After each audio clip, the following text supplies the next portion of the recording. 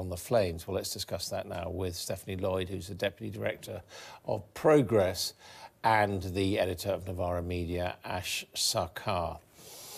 What is the problem with this Labour's approach towards anti-Semitism? I mean, it has accepted the definition in full, but it feels that it restricts its ability to criticise Israel, which, let's face it, does do some things which shock many people.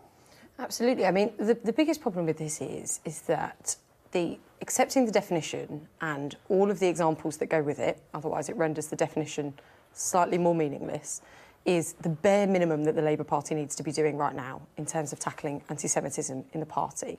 We need a leadership from Jeremy and his team that are going to stand up to racism in all of its forms, including anti-Semitism, and turn around and say to the Jewish community, we are on your side, you have a home in the Labour Party, and currently they aren't doing that. And this definition does not stop legitimate criticism of Israel. I am no fan of the Israeli government. I am no fan of Bibi Netanyahu. I am no fan of what they do, what he is doing in his government, but that is not stopped by this definition. What it is important to do is say to the Jewish community, you get to define the racism of which affects you. So why does Labour know better than everybody else? So only 6 out of the 31 countries that have adopted the IHRA definition have adopted that in full. And so I think it's correct and it's responsible to give this document the scrutiny that it deserves. Where it has been implemented in membership organisations such as the UCU, I'm afraid it has been invoked in order to suppress legitimate free speech. Sorry, what's the UCU? It's a lecturers' union. Okay, yeah, University College Union. I never know what these acronyms actually stand for. And so when you look at how it's been applied, it has actually been used to clamp down on academic free speech and activist free speech. And Kenneth Stern, who was one of the authors of the EUMC definition, on which the IHRA is basically based word for word, in his report in 2017 to the House Judiciary Committee, said that if the effects of it had been chilling and McCarthy-like. So I'm in full agreement. We need to adopt some version of IHRA. The Labour Party desperately needs to rebuild trust with the Jewish community. It cannot be at the expense of legitimate freedom of expression. See, that's the point, really. I mean, why quibble if there's this suspicion?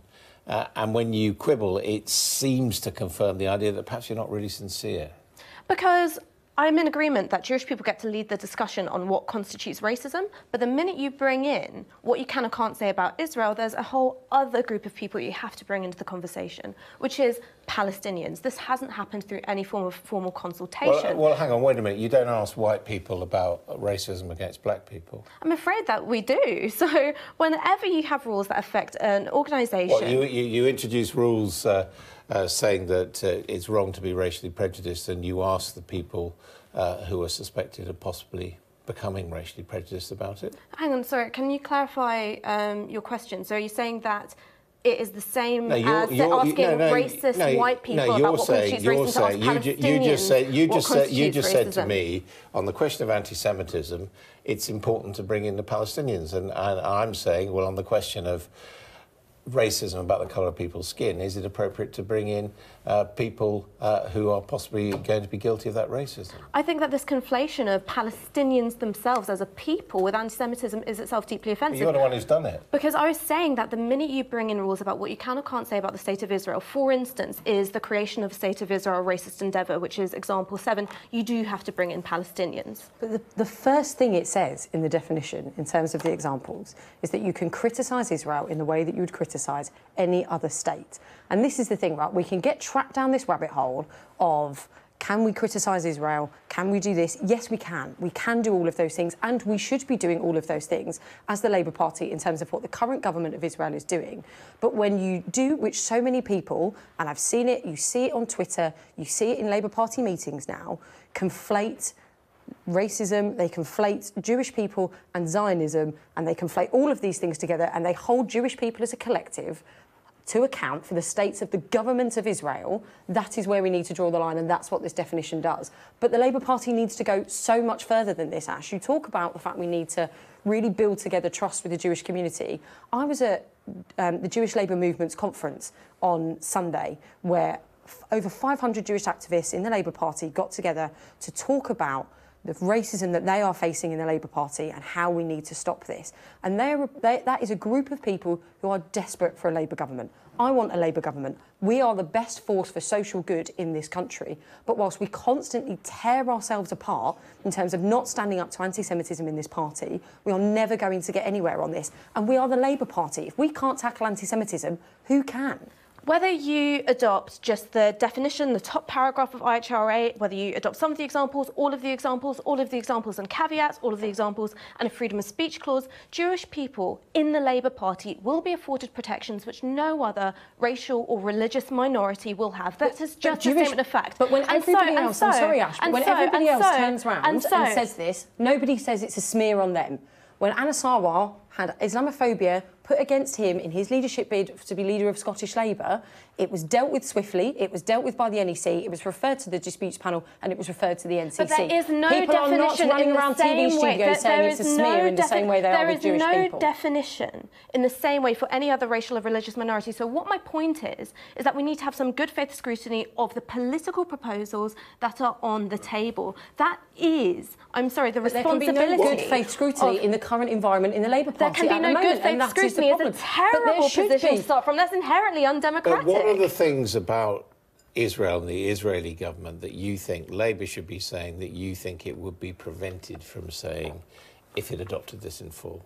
So I think that one of the things that it could be prevented from saying is if you look at Joan Ryan's letter to Jeremy Corbyn, in which she says that he should renege on the Palestinian right of return because this is in itself a denial of the Jewish right to self-determination, which is an invoking of this example number 7, is that these are the forms of interpretation that IHRA is open to.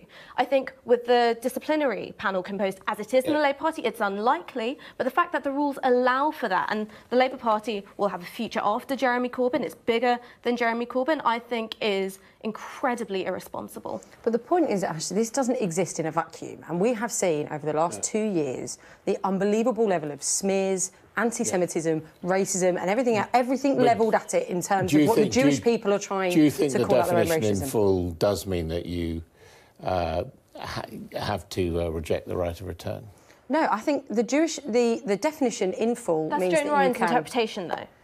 Well, I'm not here to argue for Joan Ryan. I'm not Joan Ryan in terms of that. What I think the definition does is mean that you can, and there are many people that say, you can have legitimate criticism of Israel, you can argue for the right of return without doing that in an anti-Semitic way. And that's the crux of this definition. It is, how do you start the premise of these debates without doing it from a place of anti-Semitism? And if that's a place that the Labour Party can't start the basis of its arguments on, and its correct political discussions in terms of the rights of Israeli and Palestinian people and the Palestinian struggle, which is something we should all be getting behind, how can we not start that from a place that isn't inherently... We cannot start that from a place that's inherently anti-Semitic. I mean, the reality is that people like Margaret Hodge and others are saying that they now, are heavily critical of the position the NEC's taken.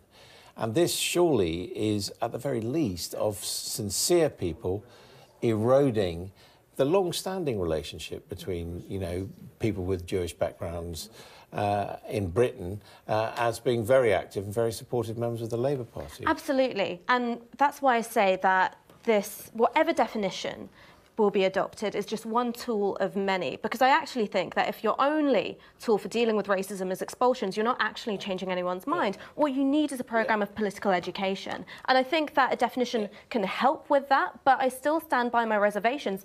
The reservation shared by former Lord Justice Stephen Sedley, Hugh Tomlinson QC, Geoffrey Robertson QC, about this limitation of freedom of expression. But people have reservations, but when you see something like Peter Wilsman being re-elected to the National Executive yesterday, having been shouting at the NEC in a bullying way about Jewish Trump supporters, you have to wonder if the voting membership of the Labour Party is really sincere about this. I think most people who voted for Pete Wilsman, I was a big supporter of Momentum withdrawing their support for him because his denial of the problem of anti-Semitism makes him part of the problem. That's paraphrasing Jeremy Corbyn but now Labour's voting himself. for him. That's because I think most people, when the NEC elections opened, cast their vote before this leaked audio emerged. I don't think that this is actually an indictment of the Labour Party membership at all. No, but what I think it is an indictment of the Labour Party leadership, because that meeting happened more than 2 weeks before the voting opened. Many people who were on the slate with Pete Willsman were sat in that room with him whilst he made those arguments.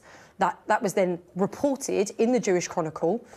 It was then took 2 weeks until the video and the audio of that was released for people to be able to turn around and start distancing themselves from it. They knew what he'd said, they knew the way that he'd said it, and they didn't do it. Was it principle, or was it just a PR stunt to try and remove themselves from Pete? And I'm sorry, but there is an institutional problem with anti-Semitism in the Labour Party, and the leadership need to face up to it. They need to stop tolerating it, they need to stop creating part of this environment, and they need to tackle it properly if Jewish voters are ever going to come back to them. Do you think the NEC is going to settle this matter today? I hope it does, but I hope it does it in full. I hope it does it without any caveats, because what that definition says clearly is that you can criticise the state of Israel, but you should do so in the way that you hold that state to account more than any other.